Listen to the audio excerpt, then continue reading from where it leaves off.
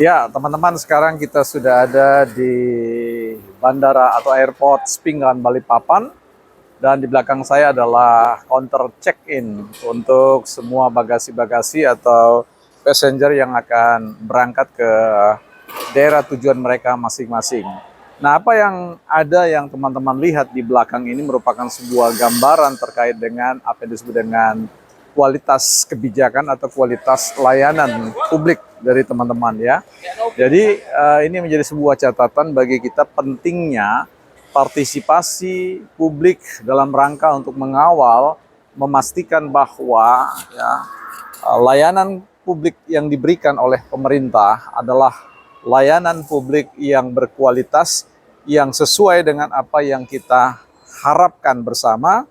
Tentu menyangkut tentang, ya katakanlah, bicara tentang ada harga, ada barang. Jangan sampai kita membayar mahal, kemudian kualitas layanannya kemudian bermasalah. Nah, tentu ketika orang awam bicara tentang persoalan politik, relasi antara politik dengan kualitas layanan publik, ada banyak dalam proses-proses politik itu, ya kita diminta untuk diam, kita diminta untuk tidak berpartisipasi, dalam pengertian kita boleh berpartisipasi tapi partisipasi pasif, ya bukan partisipasi aktif, di mana kita mengambil inisiatif untuk hadir dalam ruang publik yang sesungguhnya, ya untuk menyaksikan secara dekat kualitas layanan publik itu seperti apa yang diberikan, supaya kita tahu bahwa kepada siapa kemudian kita mempercayakan ya kepemimpinan politik itu, atau katakanlah kepada siapa kemudian sumber daya alam yang merupakan hak-hak publik itu dikelola ya. Nah, karena itu teman-teman, dalam kontestasi kekuasaan seringkali ya kita dibohongi dalam tanda kutip ya. Artinya mereka-mereka yang ingin berkuasa, mereka-mereka ingin merebut hak legitimasi untuk mengelola sumber daya negara, sumber daya bangsa dan negara ini, mencoba untuk mengelabui kita dalam sebuah proses-proses kontestasi politik, di mana mereka selalu menghadirkan perspektif-perspektif tertentu saja, yang kemudian berusaha untuk menyembunyikan tentang fakta-fakta yang lain jauh dalam pandangan kita, sehingga ketika ada kontestan yang memberikan catatan-catatan destruktif atau catatan-catatan negatif terkait dengan pasangan tertentu atau kelompok-kelompok partai tertentu, ya, politisi tertentu, mereka sebenarnya sedang ingin menyatakan kepada publik bahwa mereka jauh lebih bisa dipercaya ketimbang mereka. Nah, sayangnya dalam konteks kontestasi politik yang akhir-akhir di negeri kita ini muncul, ya kelihatan sekali bahwa para kontestan berusaha untuk saling memburukkan, ya, saling memberikan catatan-catatan negatif, seolah-olah ya seperti yang sering kita katakan, terjadi kecurangan, terjadi katakanlah pelanggaran etik, pelanggaran moral dan semua, seolah-olah mereka adalah zero dari pelanggar etik, pelanggar moral dan sebagainya, yang tidak pernah melakukan kecurangan.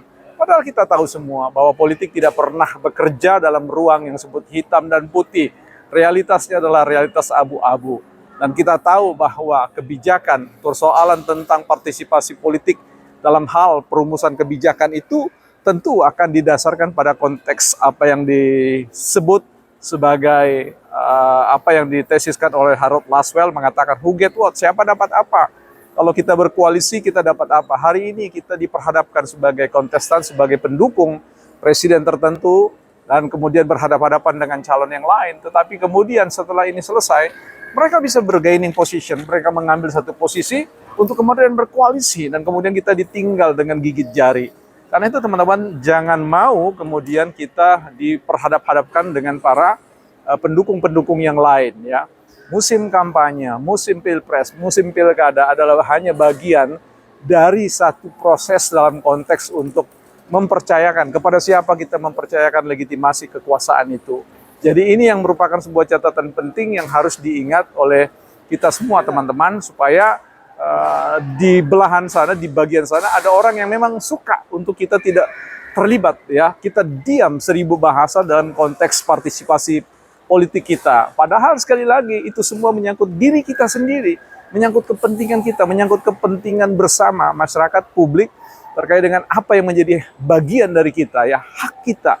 Publik punya hak, ya, disejahterakan. Karena itu kita akan terus-menerus melihat bagaimana formulasi-formulasi kebijakan, ya, terkait dengan kebijakan perumahan, kebijakan kesehatan, kebijakan lapangan pekerjaan, kebijakan tentang layanan transportasi udara, darat, laut, dan sebagainya, layanan keamanan, dan banyak sekali hal-hal yang tentu membutuhkan partisipasi teman-teman dalam rangka untuk mengeksekusi, ya, memastikan bahwa suara kita adalah didengar, diakomodir, ya, bukan hanya dalam sebuah proses-proses yang kita sebut dengan public hearing, di mana kemudian diundang beberapa masyarakat untuk ikut dalam proses itu, tetapi sayangnya mereka kemudian tidak tahu proses selanjutnya bagaimana sebuah kebijakan itu dimatangkan dan kemudian dieksekusi dalam kebijakan implementatif yang dilakukan oleh manajer publik.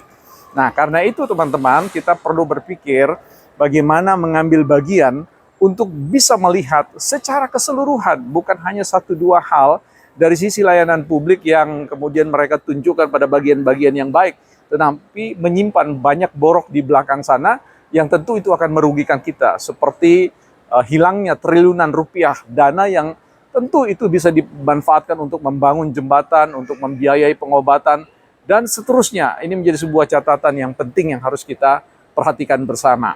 Bukan partai politik.